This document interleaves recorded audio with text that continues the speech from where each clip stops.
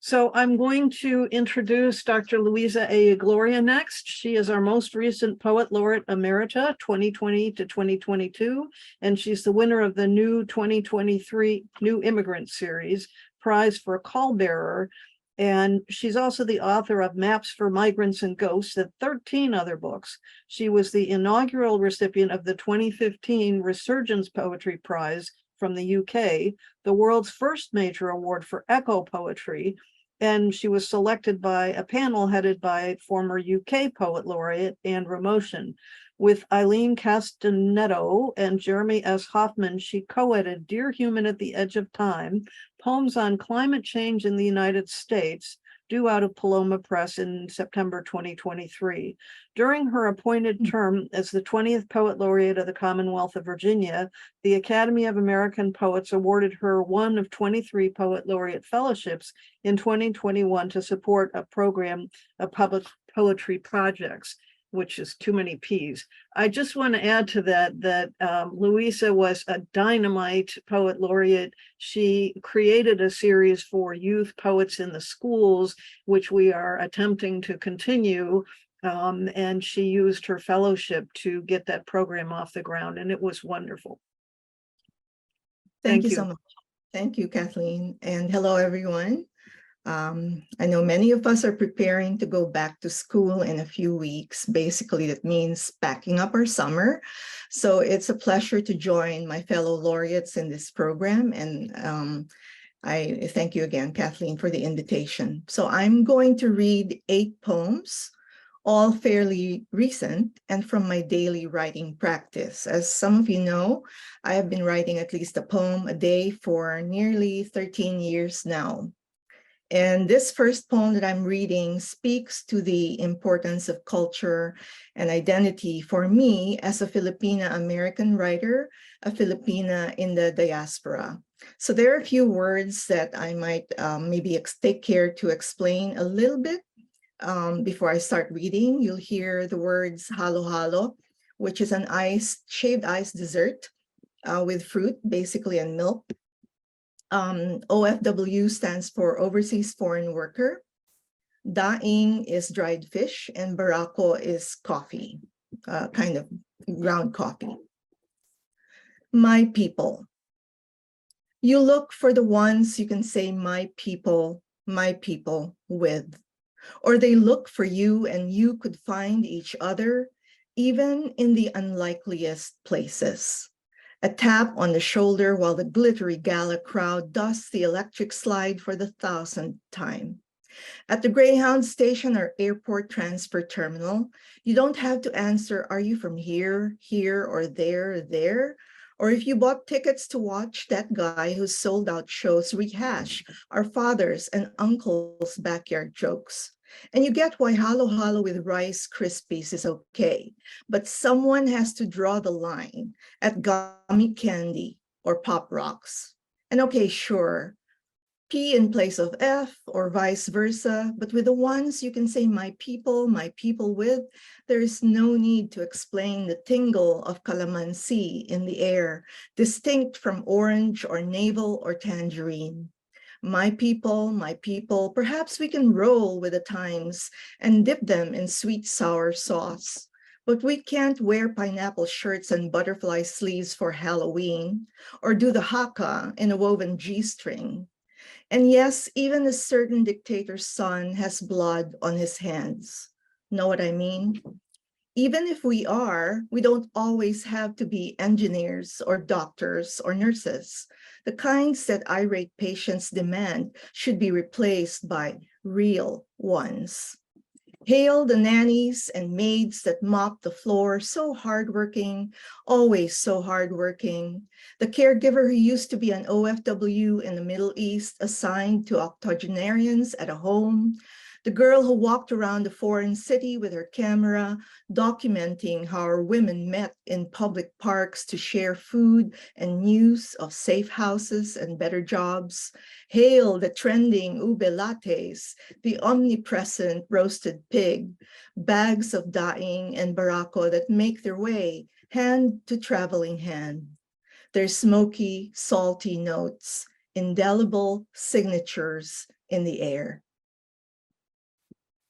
So I'll try not to explain too much in between poems. I'll just say a little bit. This one, after the preschool graduation of my grandson, the kids were running around in the school backyard and someone started pointing at the ripe berries in the trees. And soon the grown-ups were picking them so the children could taste. And that's where I first learned the name of this berry. And I love looking up the history and origin of words. And so that kind of helped to give birth to this poem, which is called Ode to the Service Berry.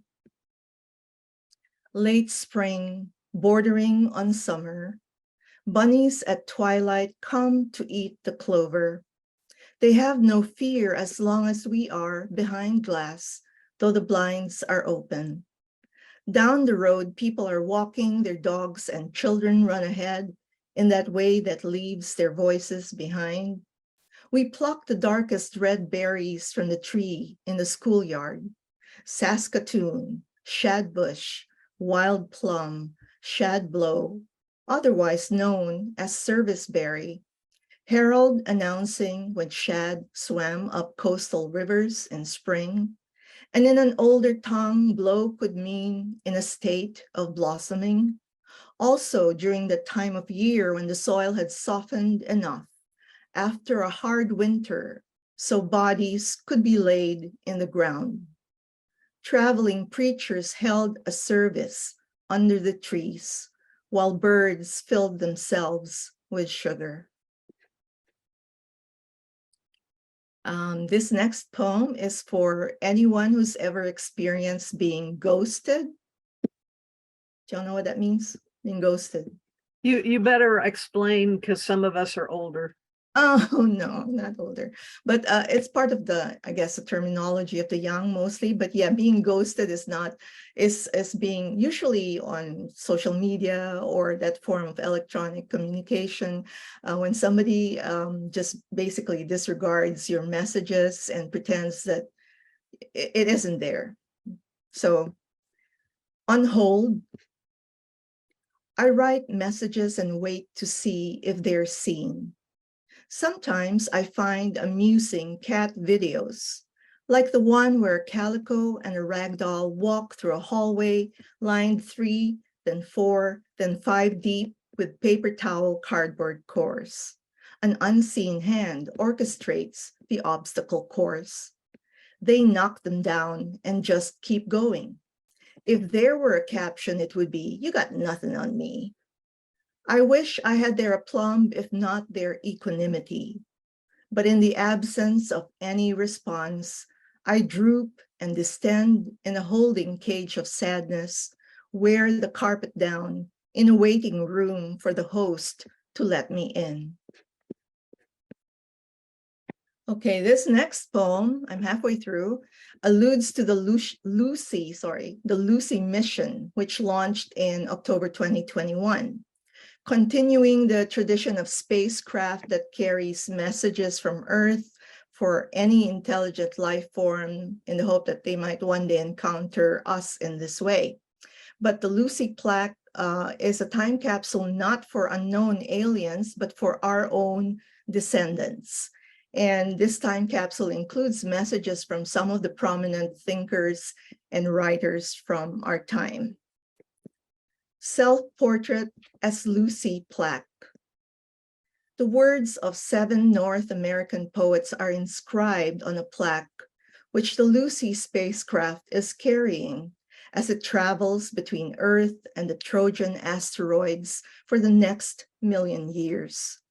Another capsule cast into deep space, addressed this time to our descendants. Peace and love, says Ringo Starr. Curated evidence meant to show we were not really monsters, that we tried believing in what we call the basic goodness of the human heart, despite the wars we waged and our never-ending extraction of precious elements for profit. After the launch, the naked eye won't see how our dispatches fare. They'll circle the long orbit of time, signaling our hope. The way I tell myself it isn't foolish to think that someday I'll hear from you. In the country. Everything looks uniform out in the country here. Red barn after red barn, sweep of mustard and cornfields interspersed with narrow feeder roads. Four-way stop signs wreathed at the base with wildflowers. Noon boils dark asphalt, and you, not being local, would not know what turn to make, since there are none of the usual landmarks. No stand of oak or elm with one gnarled branch scarred by lightning. No signs beside painted wheelbarrows or rusted trucks. In deepest night, no row of lights curves from one post to the next. Nearer the water, summer cottages come alive during holidays. Kayaks and rowboats, sunbathers on private docks. There are no fences between most house lots, and no one seems to lock their doors. It seems a sweet, untroubled place to be, as if untouched by grave history. When the meter reader makes his rounds, he says he has to knock, then step a little way back. Out here in this part of the country, he says, he can't count how many times dogs have been set loose on him, how many times he's looked down the barrel of a gun. And this next poem is for women, girls, and all those in that position who have to take care of things while holding jobs and doing all kinds of things with the many hats they wear. What we want. My friend, who's recently become a parent, is venting again about the ways working moms are so unnoticed and undercompensated, if at all. Her LinkedIn profile has descriptors like results-oriented and self-starter, public policy analyst, program director. She owns and can actually pull off wearing a fancy gold-collared jumpsuit. She leads a nonprofit organization and hops on planes to attend conferences out of state. But I know too well that kind of physical, mental, and emotional exhaustion. Though we might have gentle, supportive partners and a freezer drawer packed with microwavable meatballs or emergency dumplings. After I delivered my last child, such an easy sounding word, like something one does with takeout pizza or wings plus extra fries. Groggy and sleep deprived, I went back to work after only 10 days since I had no maternity leave benefits.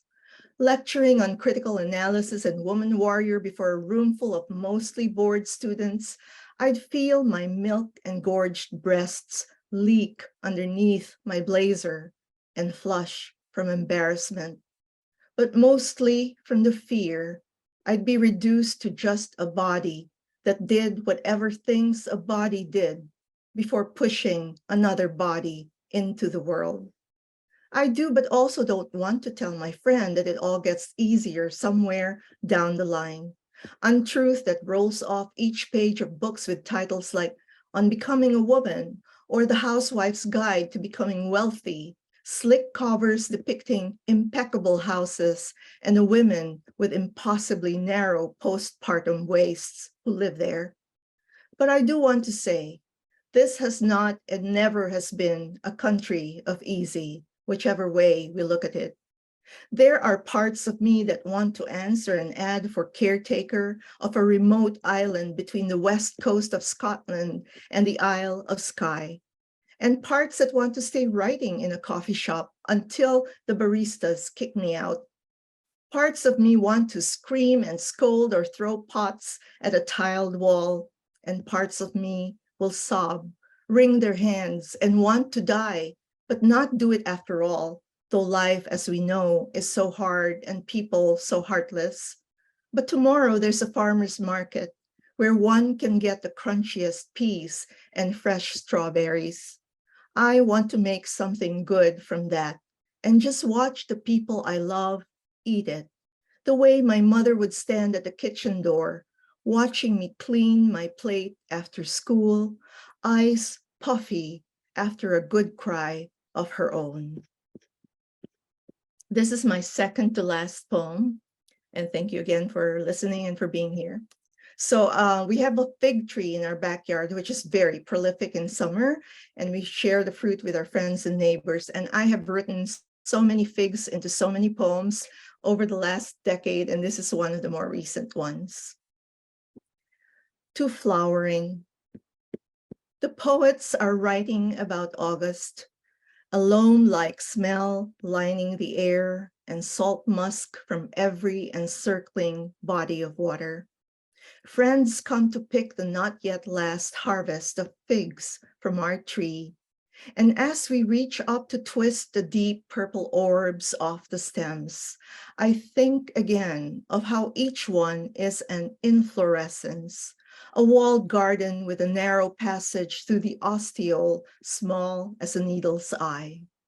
Warm to the touch and mostly ripe, they must be eaten soon or left to the birds of the air and the nimble climbers of trees. Inside these globes, rich with its burden of pollen and smaller than a child's eyelash, the female fig wasp tunnels into that corridor. Singular in its mission, it will tear off its limbs and shred its own wings to lay its eggs in the center of the fruit. Of this next generation, only females can leave in search of another flowering tree. The males do not have wings, and so will perish in the cloister where they were born. Forever and forever, this pattern repeats without judgment, without rancor or grief. A marriage, an obligation to flowering, to the elegies of increase. And here's my very last poem. Thank you. You get to a certain age and people start talking to you about arrangements. And when my parents-in-law passed some years ago, my husband and his siblings decided to make similar arrangements for their own burial plots. And I'm included, but I told my family that if it's possible, I'd like even just a small increment, I don't know, 2 tablespoons, 3, I don't know, of my ashes to be brought back to Baguio in the Philippines where I grew up. Becoming subatomic. When flying, it's possible to carry the cremated remains of a loved one in a TSA-approved urn that can be X-rayed. Usually, it can't be checked in with the rest of your luggage. Some companies advertise that you can send them minuscule amounts of the cremains, which they will turn into cloudy lockets tinted like amethyst or polished like pearl. You can simply put them into a pouch with the rest of your jewelry, more precious now than any resin or silver statement necklace. Why not just keep snippets of hair like the Victorians did? My husband asks, to the end, wary of rules, penalties, the red tape of forms. Or consider a record company which will press for a fee your ashes into a vinyl album. Moving over those places in the grooves, sometimes the needle will jump and make static, crackling sounds. Your voice from the beyond, or simply the sound of matter, your own, poured into a sheet of PVC, which could take 1,000 years or more to decompose. Thank you so much. Oh, thank you, Luisa. Your poetry, as always, is just incredibly beautiful